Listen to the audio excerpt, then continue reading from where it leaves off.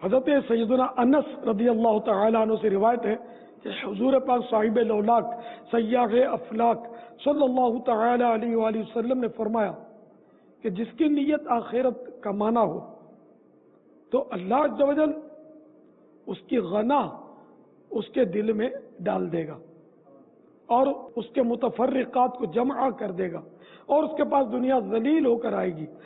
اور جس کی نیت دنیا طلبی ہو تو اللہ عز و جل فقیری اس کی آنکھوں کے سامنے کر دے گا اور اس پر اس کے کام پراگندہ منتشر کر دے گا اور اس کے پاس آئے گی اتنی جتنی اس کے لیے لکھی گئی.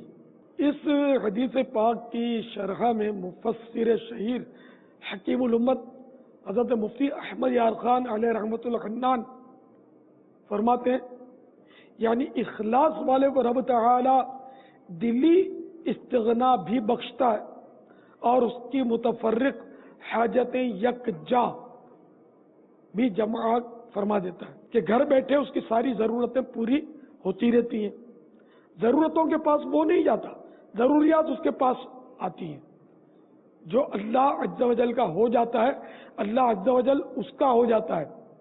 جس جانور کو کیلے یعنی کھوٹے سے باندھ دیتے ہیں اس کی ہر ضرورت وہاں ہی پہنچ جاتی ہے.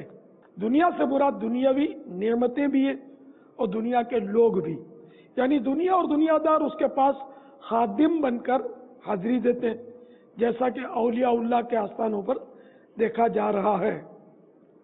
میرے آقا اعلی حضرت رحمت اللہ تعالی علیہ ایک شعر، وہ کہ اس در کا ہوا خلق خدا اس کی ہوئی، وہ کہ اس در سے پھرا اللہ اس سے پھر گیا.